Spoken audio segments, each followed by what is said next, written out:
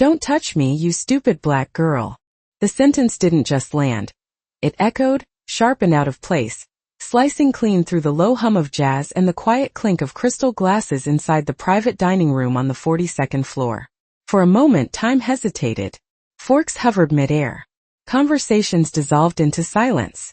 Even the skyline of Los Angeles, glowing beyond the glass walls, seemed to pause and watch. Naomi Ellis stood still, a folded linen napkin in one hand, a bottle of sparkling water in the other. She didn't flinch.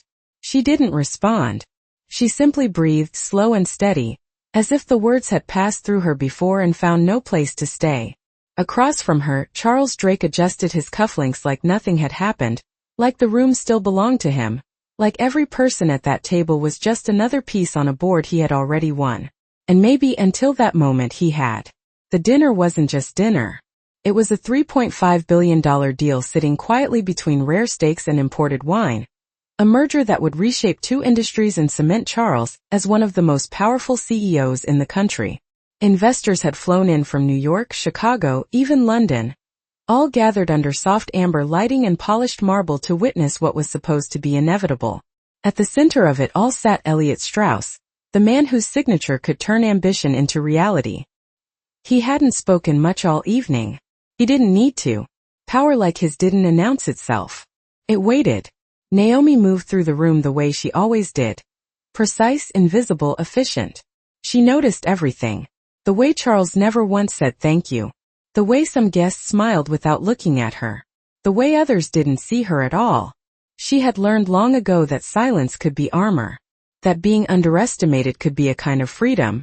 But tonight something was different. Because when the glass slipped, just barely, and a thin line of water touched the edge of Charles's tailored sleeve, it wasn't the spill that changed the night. It was what he chose to say next. "You people need to learn how to do one simple job right," he added louder this time, as if the first insult hadn't traveled far enough. A few guests shifted uncomfortably. One man cleared his throat. Another reached for his drink, just to avoid looking up. No one corrected him. No one needed to. In rooms like this, silence often meant agreement. Naomi placed the bottle down gently, her movements calm, controlled. Then for the first time she lifted her eyes, not to Charles but past him, straight toward Elliot Strauss. It was subtle, almost nothing, but it was enough. Because Elliot, who had spent the entire evening observing without interruption, finally leaned back in his chair. His fingers, which had been resting loosely against the edge of the table, curled slightly as if something invisible had just shifted. The air changed. Not loudly, not dramatically, just enough for those paying attention to feel it. And suddenly, the deal that had seemed untouchable didn't feel so certain anymore. Charles Drake did not notice the shift at first because men like him were not trained to notice silence. They were trained to dominate it, to fill it, to bend it until it answered back. So he leaned slightly forward, brushing an invisible speck from his sleeve, and gave a small, dismissive smile as if the moment had already passed, as if the room had already agreed with him. But across the table Elliot Strauss had stopped moving entirely, not dramatically, not enough for cameras or headlines, just enough that the rhythm of the room no longer belonged to Charles, and that was when the first crack appeared, subtle but real, because power does not always leave with noise, sometimes it simply shifts direction, and everyone who understands power can feel it before they see it. Naomi did not speak, she did not need to, her hands rested calmly at her sides, her posture unchanged, her expression unreadable. But her eyes remained steady, not challenging, not pleading, just present, and that presence, quiet and unshaken, began to weigh more than anything Charles had said. One of the investors glanced toward Elliot, then back at Charles, then down at his plate, calculating, always calculating, because $3.5 billion is never just money, it is reputation, leverage, future headlines, and suddenly that future felt less certain. Charles sensed it then, not clearly, but enough to irritate him, enough to make him tighten his jaw just slightly. Enough to make him speak. Again when silence would have served him better. "Are we continuing or not?" he said, his tone sharper now, less controlled, because control, once questioned, demands to be reasserted. But Elliot did not answer immediately. He reached for his glass, took a slow sip of water, not wine, not whiskey, just water, as if to clear the noise from the room, and when he set it down, the sound of glass touching marble felt louder than it should have. "Before we continue," Elliot said, His voice calm, measured, the kind of voice that does not rise because it does not need to. I think we need to be clear about something. A few heads turned. Fully now, not pretending anymore, not hiding behind menus or phones, because this was no longer a dinner, this was a moment, and moments like this decide more than contracts, they decide who holds the room. Charles let out a short breath, almost a laugh, but not quite. If this is about a server spilling water, I think we can all agree that is not exactly material to a deal of this size, he said, trying to pull the focus back, trying to reduce the moment, shrink it, control it, but Elliot's gaze did not move to Charles, not yet, instead it shifted slightly, just enough to acknowledge Naomi. And that was when the second crack appeared, deeper this time, because acknowledgement is power, and in that instant Naomi was no longer invisible. It is not about the water, Elliot said quietly. It is about judgment. The word lingered, heavy, deliberate, and something in the room tightened, because everyone understood what was really being discussed now. Not service, not accidents, but character, and character in rooms like this is currency. Charles leaned back, slower this time, his confidence no longer effortless, now calculated.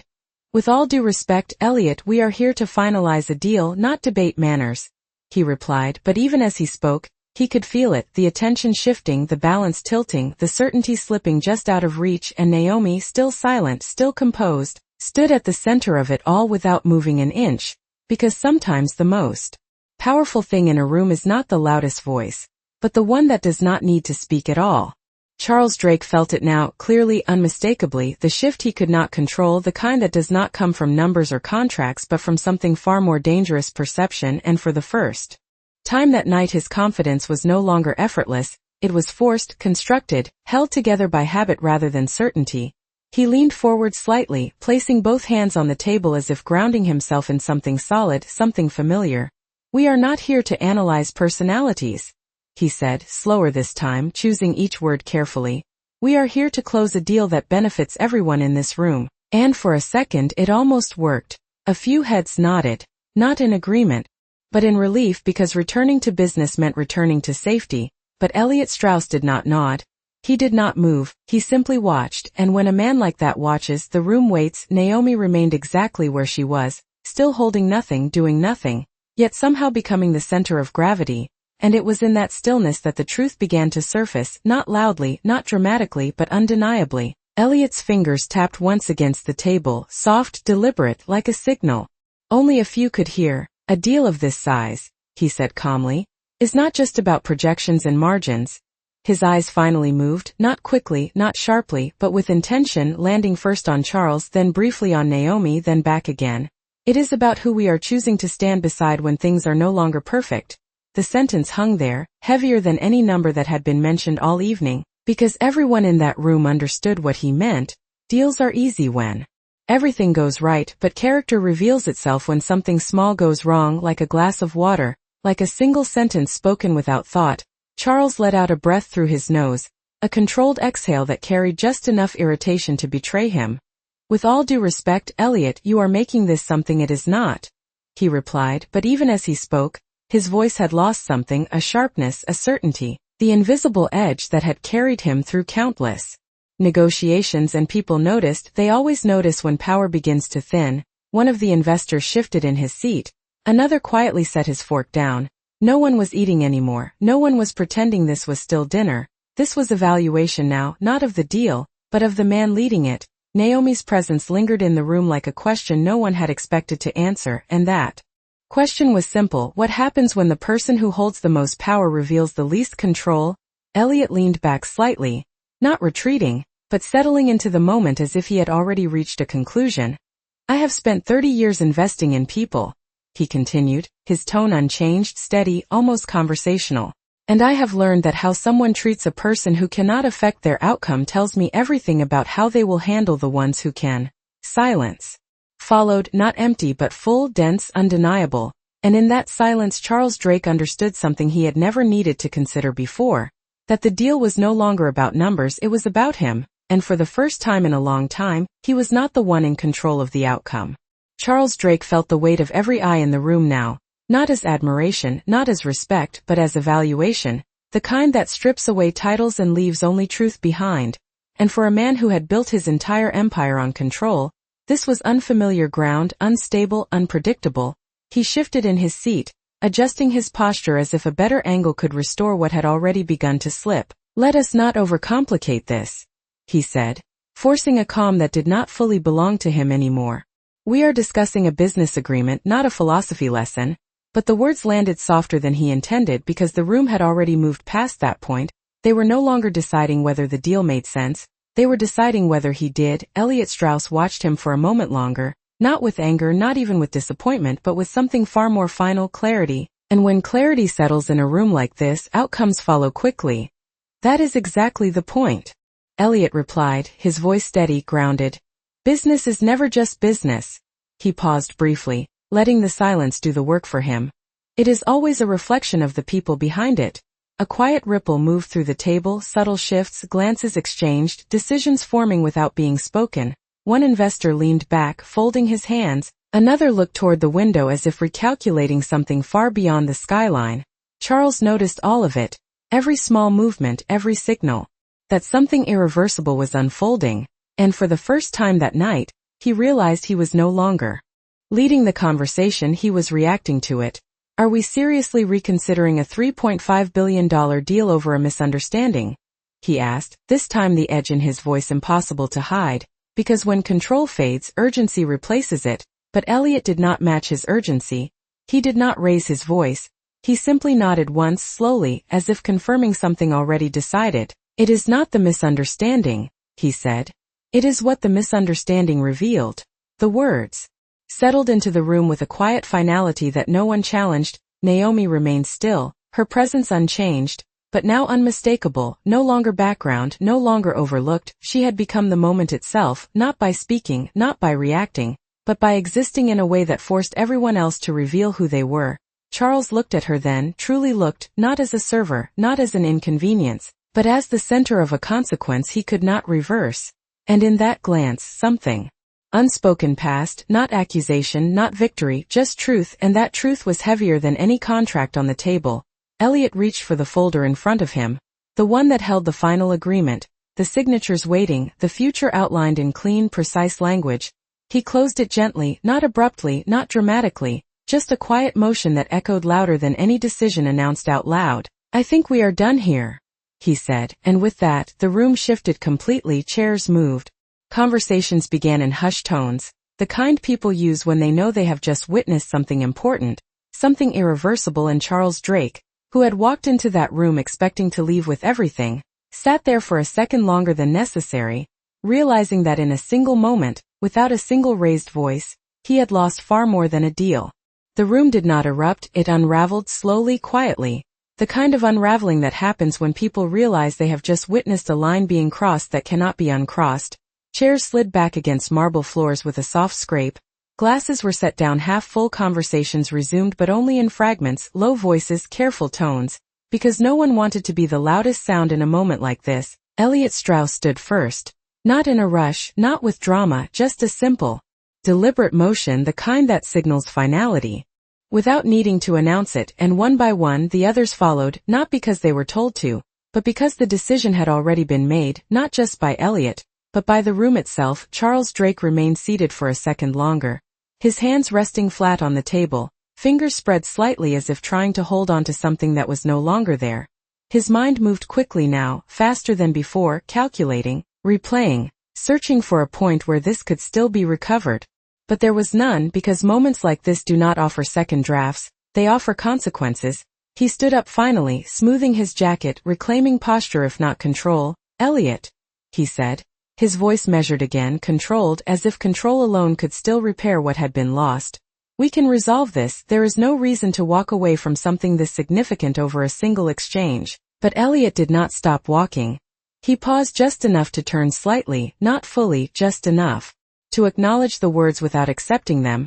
"It was never just a single exchange," he replied, and then he kept moving, the distance between them growing not in steps, but in meaning. Naomi watched it all without moving, her role in the room complete, not because she had changed anything directly, but because she had revealed something that was already there, something no one could ignore once it was seen. A manager approached her quietly from the side, unsure whether to speak, unsure whether to apologize, unsure how to navigate a moment that had shifted far beyond service.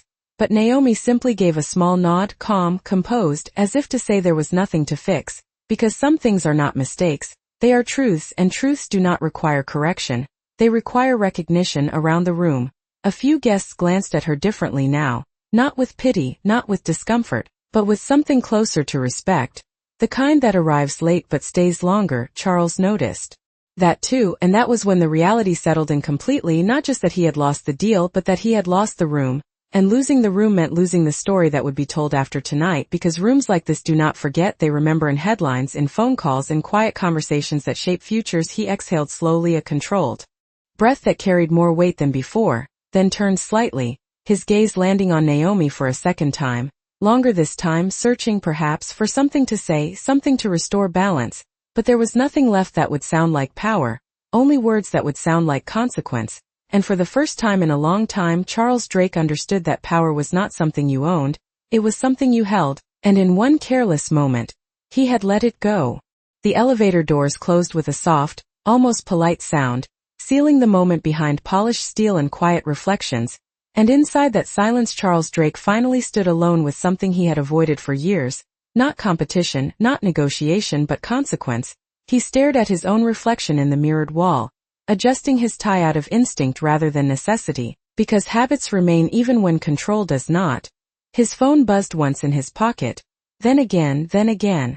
Each vibration a signal from a world that was already reacting, already moving forward without him. But he did not check it, not yet, because he already knew what it would say. Deals like that do not disappear quietly, they echo fast across networks of people who understand exactly what had just happened. Upstairs, the dining room continued to empty, but the energy did not return to normal. It shifted into something else, something reflective, subdued. Conversations no longer about projections or expansion, but about judgment, about what they had just witnessed. Naomi moved again, not as the center anymore, but back into motion, collecting glasses, adjusting place settings, restoring order to a room that had briefly revealed its truth.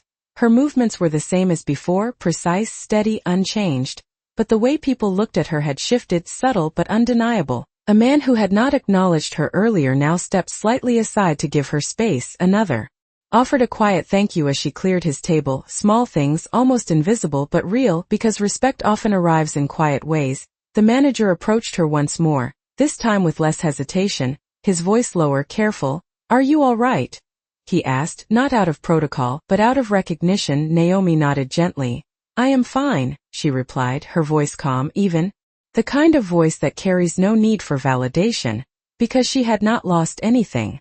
That night, she had simply remained who she already was. Outside, the city lights stretched endlessly, traffic moving, life continuing, unaware of the moment that had just shifted the course of a man who believed himself untouchable. And inside the elevator, Charles finally pulled his phone from his pocket.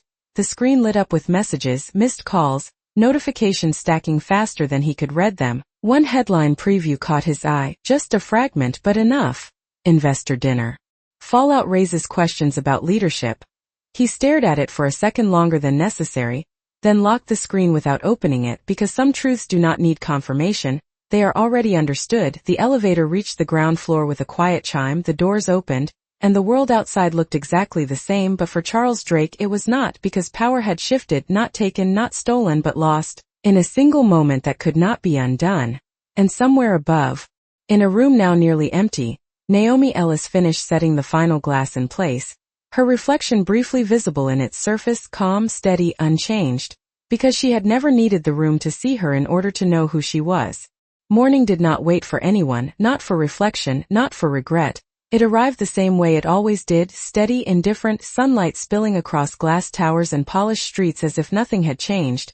But inside one corner office overlooking the city, everything had. Charles Drake stood by the window, hands in his pockets, his reflection faint against the skyline that once felt like something he owned, something he had earned.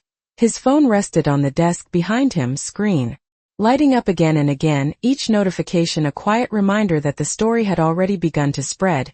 Board members requesting explanations, partners asking careful questions, messages phrased politely but carrying weight, because in his world, perception moves faster than facts, and once it turns, it rarely turns back the same way. He had not slept much, not because of the deal itself, but because of the moment, that single moment replaying in his mind. Not the words he said, but the Silence that followed, the silence that no strategy could fix. He turned slightly, looking at the chair behind his desk, the one he had always returned to with certainty, but this time he did not sit because something about it felt different, like a position that required more than authority to hold. Across the city, Naomi Ellis stepped off a bus just after 8 in the morning, the air cool, the streets already alive with movement. She adjusted the strap of her bag on her shoulder and walked with the same steady pace she always had, past storefronts opening for the day, past people who did not know her name, who did not know what had happened the night before. And that was fine. Because her life had never depended on being seen. It had depended on moving forward, consistently, quietly. She entered the building through the staff entrance.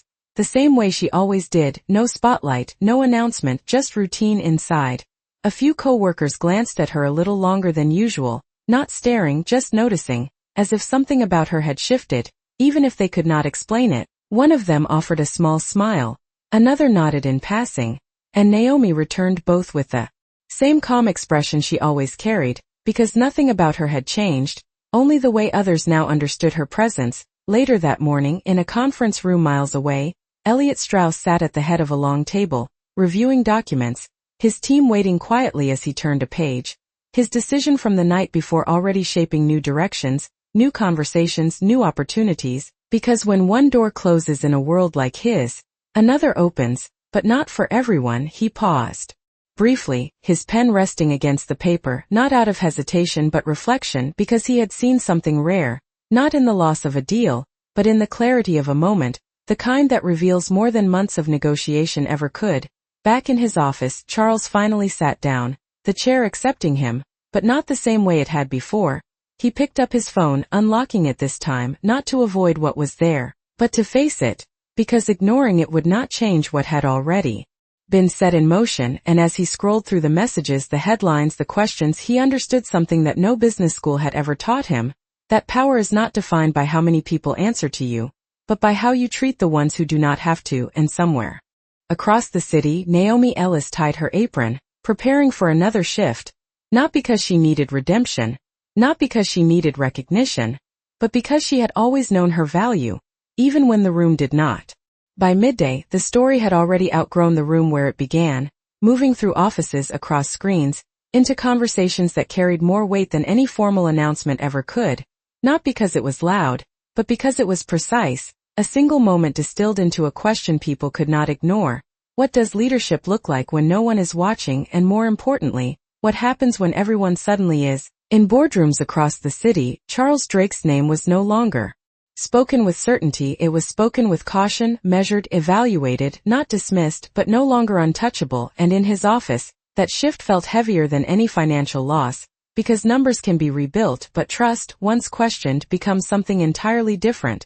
He sat behind his desk, posture straight, eyes focused on the reports in front of him, trying to re-establish rhythm, control, forward motion, but every page led back to the same place: perception, reputation, consequence. His assistant entered quietly, placing a folder on the desk, movements careful, tone neutral. "These are the updated projections," she said, but her voice carried something new, not disrespect, not fear, just awareness, the kind that changes how people stand in a room with you. Charles nodded, acknowledging her without looking up immediately, because even small interactions now felt different, calibrated, observed. And that was when he understood the true cost of what had happened. Not the deal, but the shift in how people saw him when he was not speaking. Across town, Naomi Ellis moved through her shift with the same quiet precision, balancing trays, refilling glasses, adjusting small details that most people never noticed. But today something subtle followed her, not attention in the way headlines describe, but recognition in the way people carry themselves around her. A guest paused before speaking to her, choosing his words more carefully. Another offered a genuine thank you, not out of habit but intention, and Naomi accepted it all the same way she accepted everything else, without change, because she had never needed the room to adjust for her to remain steady. During a brief moment between tables, she stepped into the service hallway, the noise of the dining room softening behind closed doors. She rested her hands lightly against the counter, not out of exhaustion but reflection, a quiet breath, in then out, because even moments that change everything still pass, still become part of something larger. Her phone vibrated once in her apron pocket. A message from her younger brother, simple, direct. "How is work?" She smiled slightly, just enough to register the familiarity of it. the grounding of it, and typed back, same as always. Because in the ways that mattered most, it was back in his office. Charles finally closed the report in front of him, leaning back slightly, eyes lifting toward the window again, but this time not to claim the view, just to observe it. The city had not changed for him, but his place within it had, and for the first time he did not reach for control. He sat with the absence of it, understanding that what had shifted was not external, it was internal, a realization that does not arrive with noise but with clarity. And somewhere above the noise of business and consequence, in a quiet service hallway, Naomi Ellis straightened her posture, adjusted her apron, and stepped back into the room, not to prove anything, not to reclaim anything, but simply to continue, the same way she always had, steady, composed, and fully aware of a truth that no deal could define. Evening came quietly, the kind of quiet that settles after a day that has already decided what it needed to decide. The restaurant lights dimmed slightly as the dinner crowd returned, new faces, new conversations, none of them aware of the exact moment that had shifted everything just hours before. But somehow, the atmosphere carried it anyway, a subtle weight, a quiet awareness that something important had passed through those walls. Naomi Ellis moved between tables once again, her steps steady, her posture composed, the same rhythm, the same focus, but now there was a difference that could not be measured, not in dollars, not in titles, but in presence. People looked at her differently, not because she had changed, but because they had. A man paused before handing her his glass, meeting her eyes instead of looking past her. A woman offered a soft thank you that lingered a second longer than usual. Small moments, simple shifts, but they carried meaning, because respect, once awakened, does not disappear easily. Across the city, Charles Drake sat alone in his office long after most of the building had emptied. The skyline no longer something to conquer, but something to consider, the lights stretching endlessly, each one a reminder that the world was larger than any single room, any single deal. His phone rested face down on the desk, now silent, not because the messages had stopped, but because he had stopped chasing them. For the first time in years, he allowed the quiet to remain. No calls, no commands, no attempts to regain control, just stillness, and in that stillness something unfamiliar began to take shape. Not regret in the way it is often described, but understanding, a realization that power had never truly been about ownership. It had always been about responsibility, and that responsibility had been revealed clearly, undeniably, in a moment he could not undo. He leaned back slightly, exhaling slowly, not as a release but as acceptance, because some lessons do not arrive gradually, they arrive all at once, and they stay, not as punishment, but as clarity. Back in the restaurant, Naomi finished resetting the final table of her section, aligning the silverware with quiet precision, smoothing the edge of the linen cloth, restoring order in a way that felt natural to her. Not forced, not performed, just consistent. She stepped back for a moment, her reflection faint in the polished surface. And in that reflection there was no victory, no triumph, only steadiness, because she had not come to change anyone. She had simply remained herself in a moment that required it, and that had been enough. The doors opened again as new guests entered, laughter returning, conversations beginning, life continuing the way it always does. But something had shifted beneath it, something subtle, something lasting, because the people who had been there would carry it forward in how they spoke, in how they chose, in how they remembered. And as Naomi turned to greet the next table, her voice calm, her presence unwavering, the lesson of that night remained, quiet but undeniable, that power may fill a room, but dignity is what changes it.